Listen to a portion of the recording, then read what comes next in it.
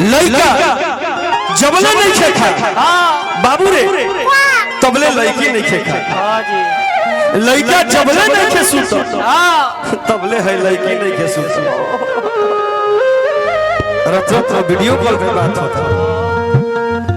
एक तनी अपन एप्पल निकाल हेने घुमा हेने कार कौन है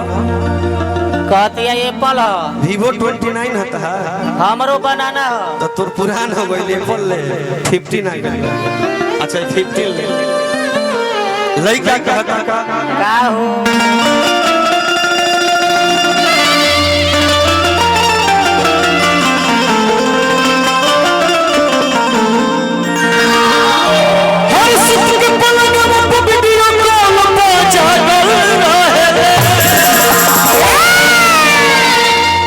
सीधा रहो सीधा सीधा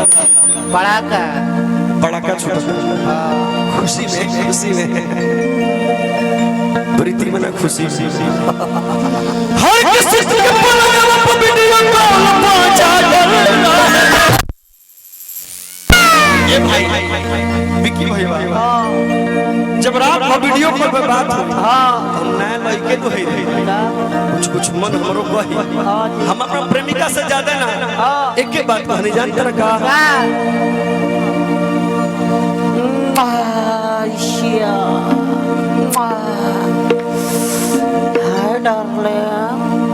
कैसी हो प्रेमिका हमारे समझ गई का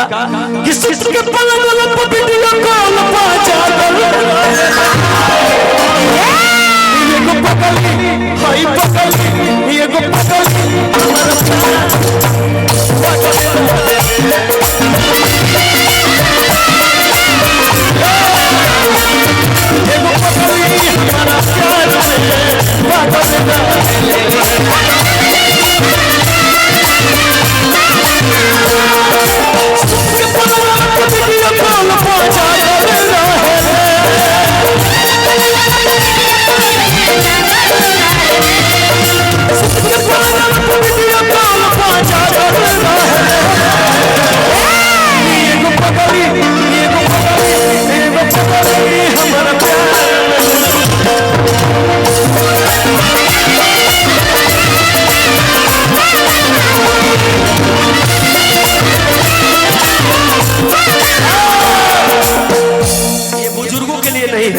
ये नए लड़कों के लिए है।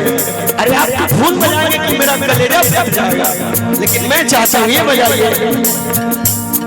दिल देता है रो भाई किसी से कोई रो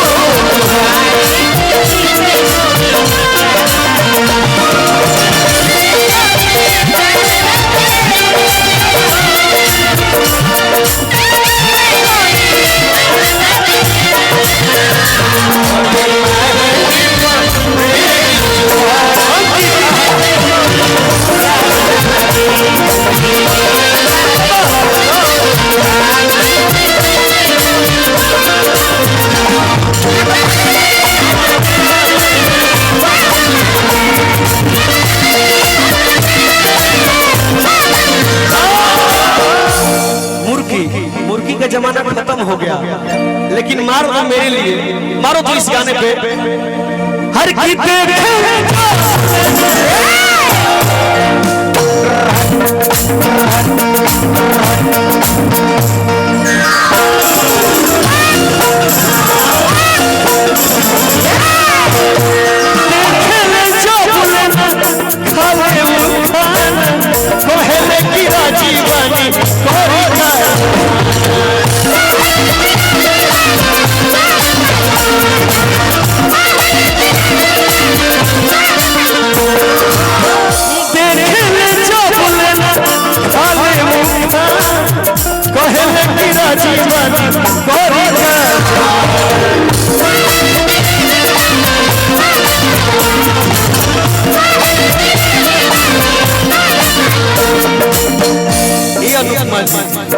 और हमारे पगली मन कैसे लगा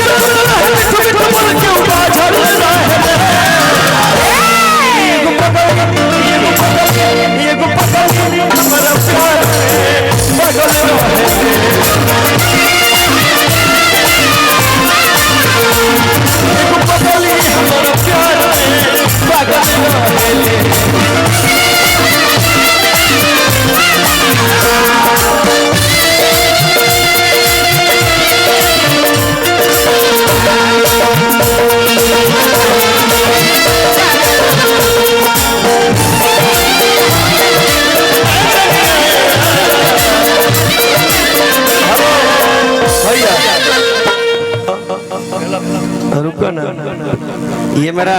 शेर है, छोटा भाई चंदन यादव। अब तू आ गई, आ गोलू आ गई, अनुपमा आ गई, तो हमार मेहनत कम हो गई। अरे एगो पगली हमर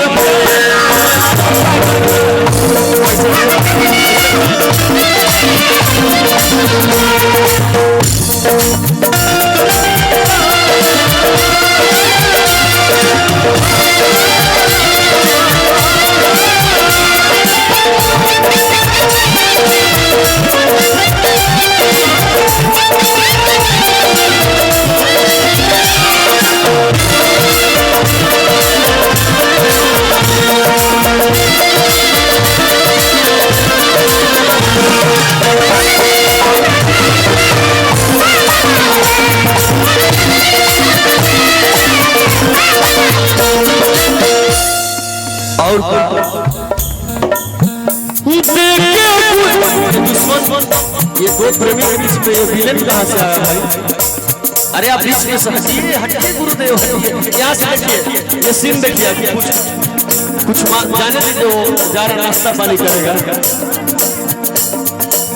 देखे गुलाब पर पोछ जोइले रहे,